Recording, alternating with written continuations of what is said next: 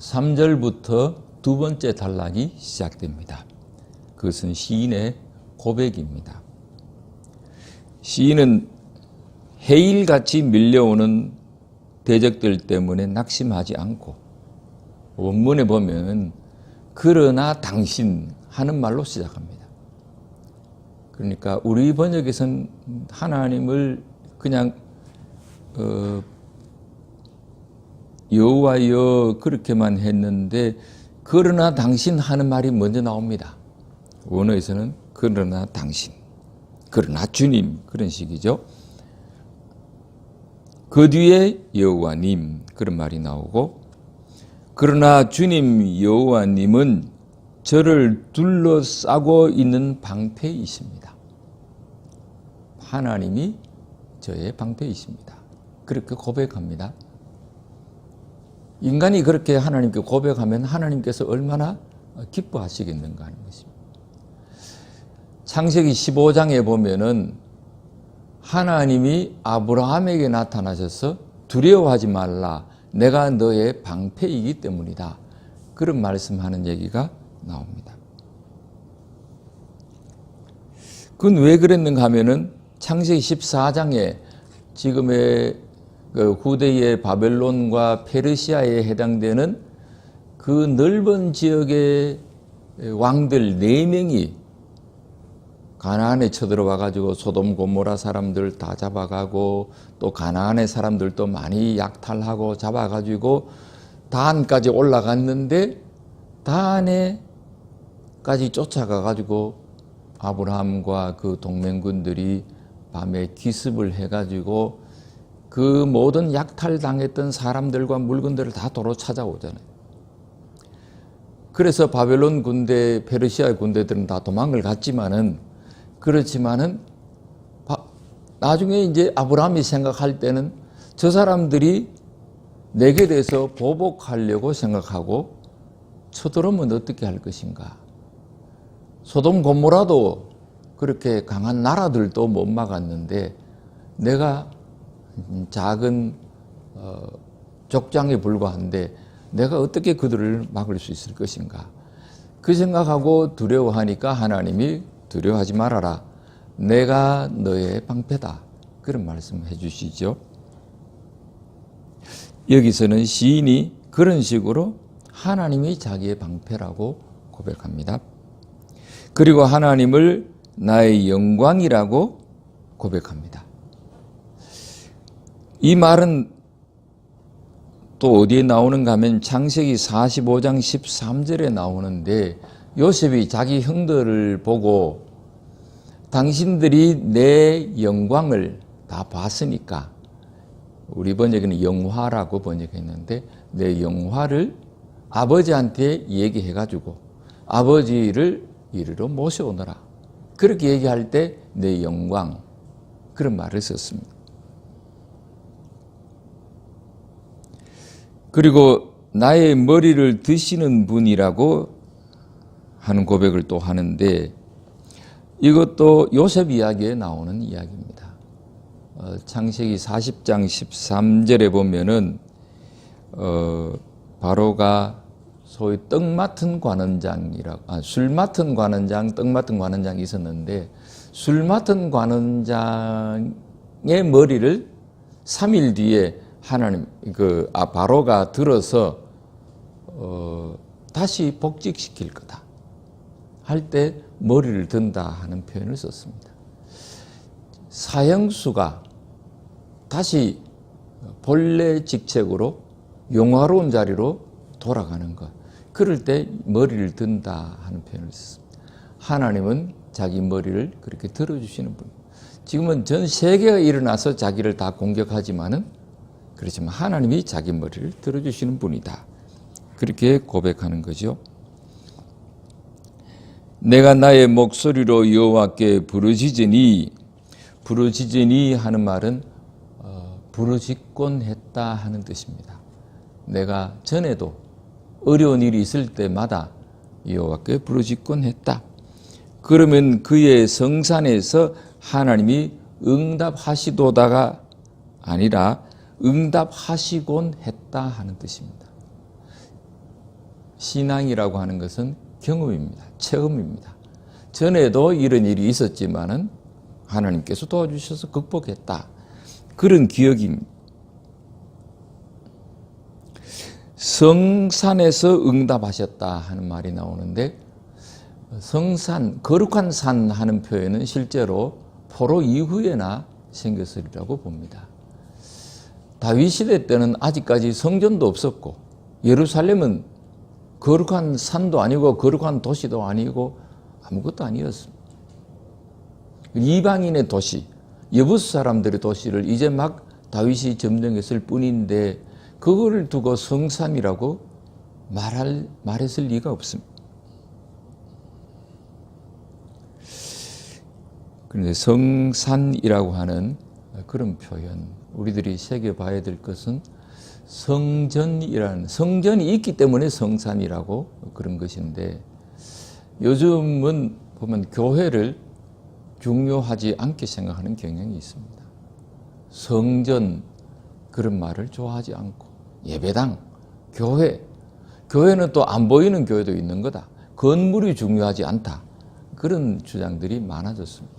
그래서 요즘에는 학교를 빌려가지고 강당에서 예배드리고, 혹은 음식점 빌려가지고 예배드리고, 다방을 빌려가지고 예배드리고, 그런 것을 오히려 시대를 앞서가는 거라고, 잘하는 거라고 생각하는 사람들이 많은데 그렇지 않다는 거예요. 성전하는 것은 구별된 집이라는 거, 거룩하다 하는 것은 구별됐다는 거.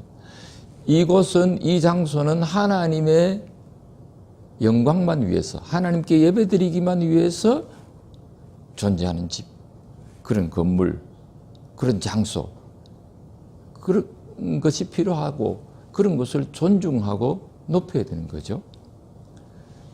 그런 건 중요하지 않다고 그렇게 하면은 상징이 없어지는 거니까 그건 참 좋지 않다고 저는 생각합니다.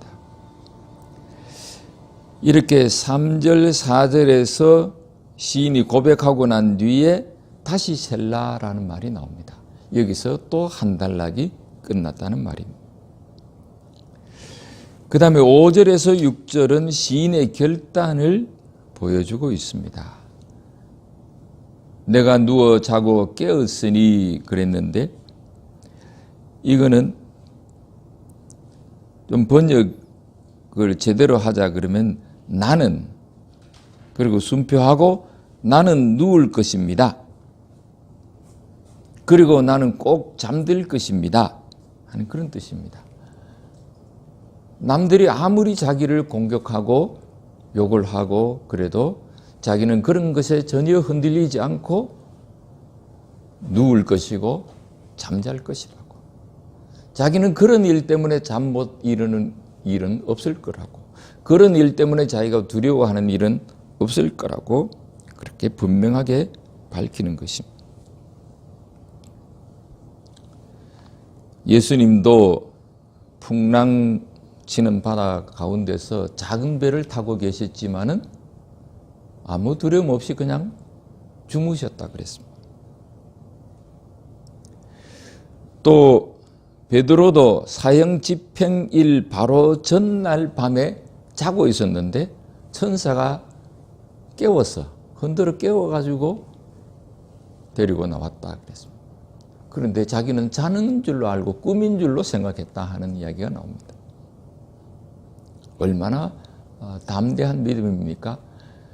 사형 집행이 아니라 사형 선고만 받아도 죄수들은 대개 잠을 자지 못한다 그럽니다.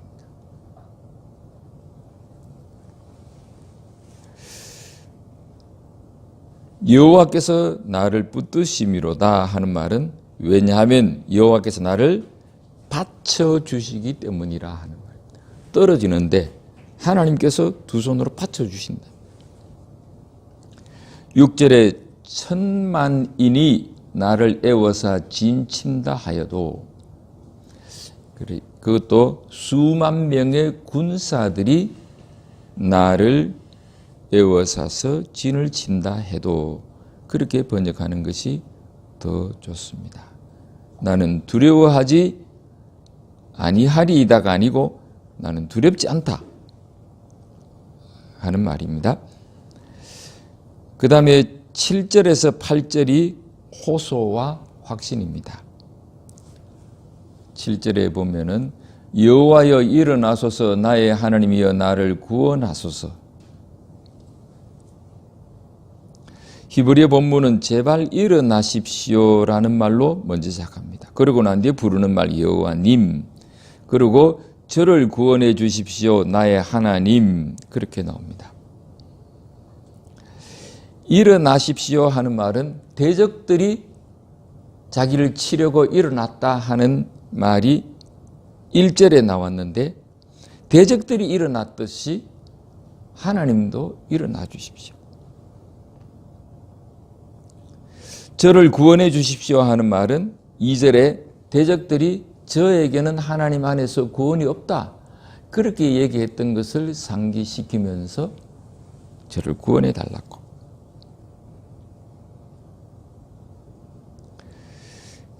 그리고 주께서 나의 모든 원수들의 뺨을 치시며 그랬습니다.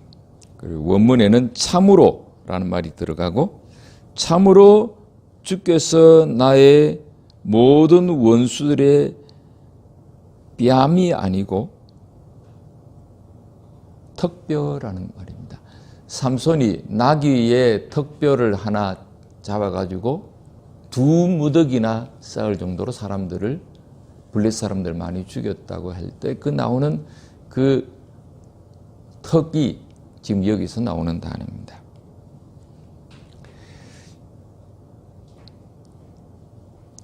앞에서는 1절에서는 핍박자라고 그랬는데 이제는 원수들이라 그랬습니다. 그 말은 시인이 벌써 이제 감정이 많이 좋지 않게 됐다고 하는 뜻이죠. 치시며가 아니라 치셨습니다. 그리고 악인의가 아니고 악인들의 이를 꺾으셨습니다 보다는 부러뜨리셨습니다. 왜 악인들의 이를 부러뜨리셨는가? 턱을 치셨는가?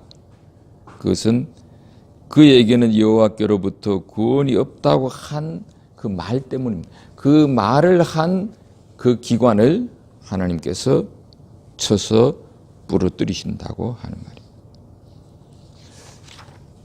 시인은 그 일을 두고 하나님께 기도하다가 아마 그런 환상을 본 것 같습니다.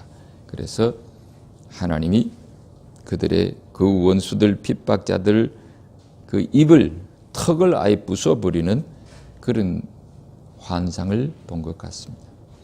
8절에서 구원은 여호와께 있사오니, 구원 다시 이야기합니다. 2절에서 구원이 없다 그랬던 그 구원을 다시 한번 얘기합니다. 그에게는 구원이 없는 것이 아니라 구원은 여호와께 있다. 주의 복을 주의 백성에게 내려주십시오. 주님의 백성에게 주님의 복이 있다고 하는 확신입니다. 간구가 아니라 확신입니다. 세상에는 참 우리를 까닭 없이 공격하고 핍박하는 사람들이 많이 있습니다. 때로는 우리가 옳기 때문에, 예수님 잘 믿기 때문에 그래서 미워하고 죽이려 하는 사람들이 많이 있습니다. 그러나 우리는 그럴 때에 하나님이 우리 방패라고, 그러면서 수만 명이 포위해도 겁내지 않는다고 하는 그런 고백을 해야 되는 것입니다. 마틴 루터 같이 내주는 강한 성이요 방패와 병기 되신다고. 2편에 보면은 하나님은 악인들을 쇠몽둥이로 질그릇을 부수듯이 부수신다 그랬습니다. 그렇게 하나님은 나쁜 말을 하는 원수들의 턱을 부수실 수 있다고 우리는 고백하는 것입니다.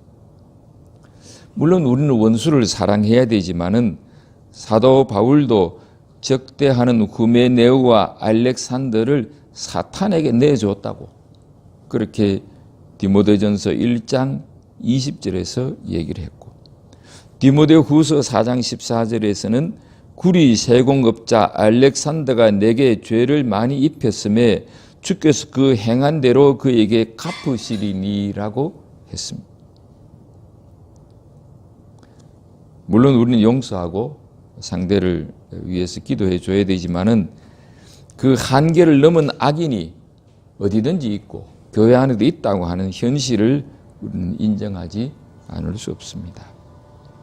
악인들은 이 시편의 모든 탄식시들의 지혜시들의 그리고 모든 노래들에 항상 빠지지 않고 단골로 등장하는 메뉴라고 할 수 있습니다. 오늘 거기까지 하겠습니다.